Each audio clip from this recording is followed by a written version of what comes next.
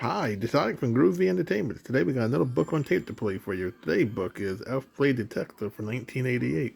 So let's get started.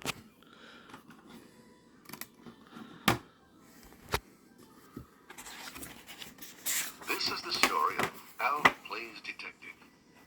You can read along with me in your book. You will know it is time to turn the page when you hear the chimes ring like this. Let's begin now. It was after midnight, and Alf had just finished watching a detective movie. He sauntered out onto the back porch, dragging a sack of potatoes. Ah! Good movie! I love late night TV. Now for a few cold spuds while I wait for the morning paper. Alf was settling in when he noticed an eerie, pulsating light coming from a house down the street. Whoa! A mystery right here in my own neighborhood. Oh boy, the old Alfer gets to do some investigating. Alf crept through a back alley and hid behind some bushes next to the mysterious house. When he peeked out, the windows were dark. Hey, that's weird. The blinds are drawn, and the lawn needs some serious mowing. This place looks deserted. Alf had just about decided he'd been imagining things when another flash of light caught his eye. There it is again! It's coming from inside the garage. He slid silently along the garage wall to a position beneath a high window. Steady, Alfer. The answer to your mystery's right inside that window. If you can just climb up high enough to see in. Hey, what's that over there? A trash can. Just the investigative tool I need. Alf turned the empty trash can over, placed it under the window, and crawled up on top. He took a deep breath and peered over the windowsill. Inside, a man was hunched over a table, working feverishly. Sparks flew, bathing his face in an unearthly glow. Giant shadows danced on the walls. Suddenly, the man glanced up. Alf ducked, but as he did, the trash can wobbled and tipped over. Whoa! As Alf crashed to the ground, the light inside the garage flickered out. Oh no, he's on to me. Time for a hasty retreat into the shadows. Alf scrambled to the bushes and huddled in the dark. The side door of the garage slowly creaked open. A flashlight beam cut through the night as heavy footsteps approached. Alf could only see the shadowy outlines of a man behind the beam of light. The man looked at the trash can, then turned toward the bushes. Alf trembled and cleared his throat. Meow. Meow. The man trained his flashlight on the bushes next to Alf. Then he clicked off the flashlight and slipped back into the garage. Alf sprinted up the alley, ran home, and bolted the door. Wow, that was close. My first undercover operation, and I impersonate a cat. Being a detective is rough work. At breakfast the next morning, Alf told Lynn and Brian about his late-night adventure. Lynn shook her head.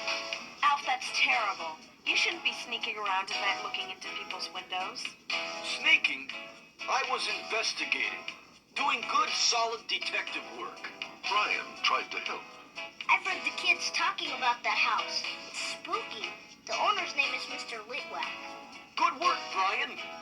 Litwack, huh? What's he like? Brian explained that no one in the neighborhood had ever met him. Alf grinned. You see, Lynn?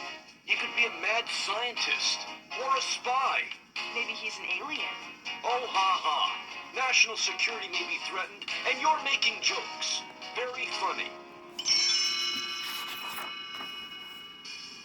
Late that afternoon, Alf went back to work. Now, what would those TV detectives do? I know, a stakeout. It's where you hang around eating stale sandwiches and waiting for something to happen. Let's see. I'll need bologna, salami, liverwurst, a loaf of rye. That should hold me for the first 5 minutes. But then what? Hey, I've got it. Brian has an instant picture camera. I'll borrow it and get all the proof I need. Alf stationed himself in the weeds outside Litwack's house. He polished off the sandwiches, then crawled through the grass, taking pictures of everything in sight. Just then, an unmarked van pulled up to Litwack's house. The driver left a package on the doorstep and sped away. Alf snapped a few pictures and chuckled to himself. Very clever, Litwack. Secret deliveries in broad daylight? That may fool some people, but not the old Alfred. Alf found a comfortable spot behind a tree and settled down to wait. The next thing he knew, the sun had set. Well, where am I? What time is it? 9 o'clock. I've been sleeping for 4 hours. He looked at the doorstep. The package was gone. Then he noticed something else. Footprints. And they lead right to Litwack's garage. Alf hurried over to the garage window, where he heard voices coming from inside. It sounds like someone with a foreign accent. Russian, maybe. Alf raced home. As he burst through the door, he tripped over Lucky the cat, and his pictures scattered. Lynn and Brian heard the commotion and came over. Lynn looked at the mess. Alf, what is all this stuff? It's evidence. Proof positive that Litwack is a spy. And get this, Lynn. He got a secret delivery, and then I heard him talking to somebody who had a Russian accent. Lynn took Alf by the hand. Alf, a lot of people get packages every day, and a lot of people speak with an accent. It doesn't make them spies, you know. Oh, yeah? Then explain this picture. Lynn examined the photo. It's blank. Of course it's blank. It's the sign of the unmarked van. Brian picked up a handful of photos. Alf, I can't tell what any of these pictures are. Hey, I had to take them from undercover in the tall grass. That's all the more proof. It's a well-known fact that spies are so busy spying, they never have time for yard work. Lynn gathered up the photos and handed them back. I'm sorry, Alf, but the only thing the pictures prove is that you're getting carried away with this detective business. Lynn and Brian said goodnight and went upstairs to get ready for bed.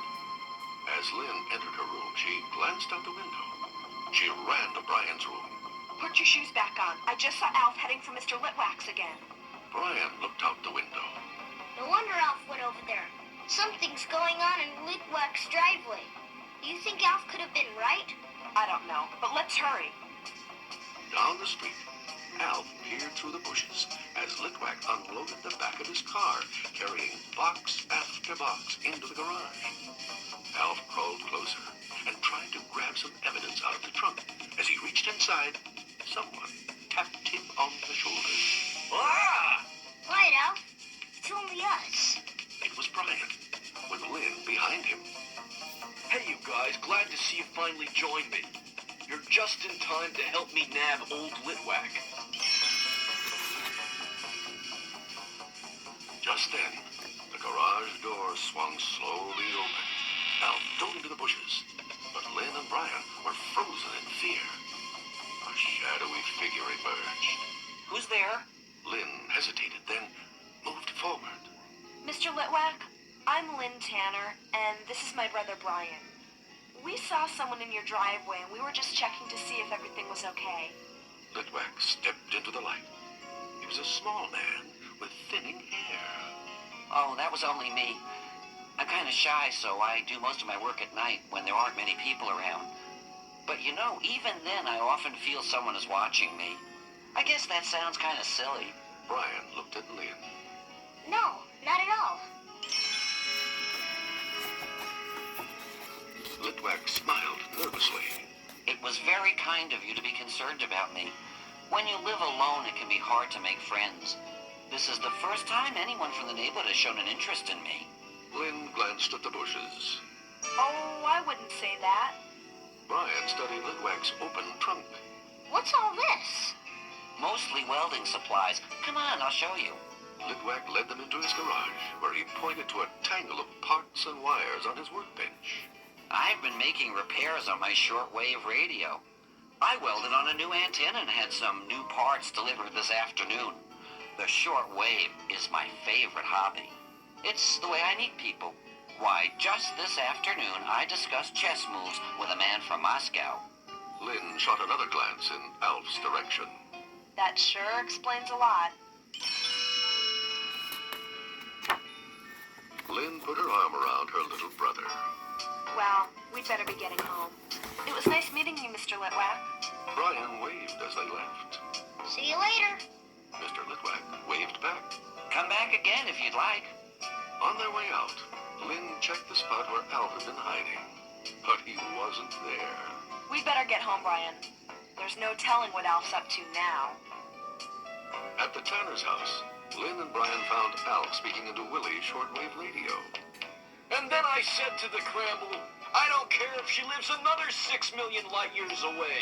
Ah! Yeah! Kill me! Well, gotta go. Catch you on the flip side, old buddy. Lynn stared at the alien. Alf, who were you talking to?